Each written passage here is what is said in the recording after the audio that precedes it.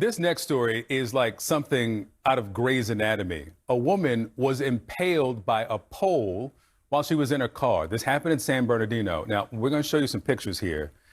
They are disturbing. The woman, her name is Janina, lived to tell this story of how she was driving on the 10 freeway when a metal pole came out of nowhere, flew through her car, under the car, and impaled her through the abdomen. Look at this.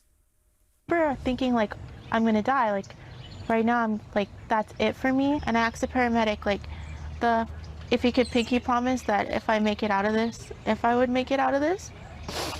And then I remember him pinky promising me that, like, if I made it out, he would come visit me in the hospital.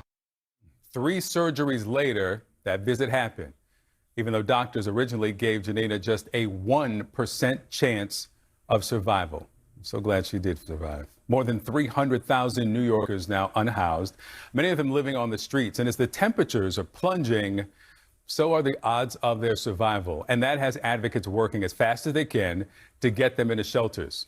Here's CNN's Gloria Pazmino. I'm really going tonight.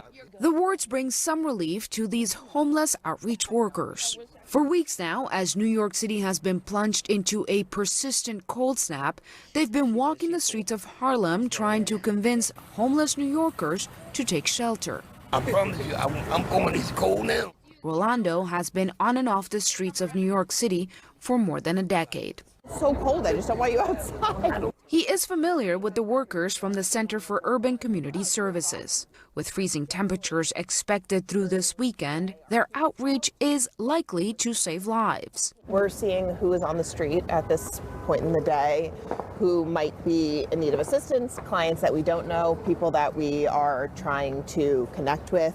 At least 17 people have died during the cold temperatures in recent days. Several of them had previously interacted with the shelter system. If you are living unsheltered in New York City, which is a right to shelter city, right, it means you have been failed by everybody and every system. Until we are thinking more holistically about how systems interact and also developing housing at a scale that we haven't seen in a long time, we are going to have to continue to wrestle with homelessness. The city's cold weather emergency has created a challenge for Mayor Zohran Mamdani. The city has opened additional shelters, increased bed capacity, and set up dozens of warming centers.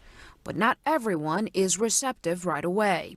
We want every New Yorker who needs help seeking warmth to be able to find it. In the last 2 weeks, the city has opened 2 more safe haven sites in Lower Manhattan. The transitional housing facilities are designed to move chronically homeless people off the streets. When someone moves in, we do an intake with them, and part of that process is assessing their immediate needs. Do they need to see a doctor? Do they have a medical issue?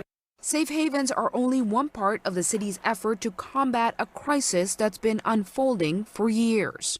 More than 80,000 New Yorkers live in city shelters.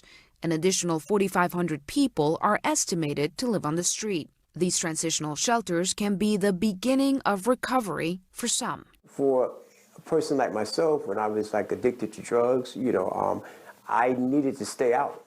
Keith Elam was in and out of the system for years until he landed at this safe haven location in Lower Manhattan.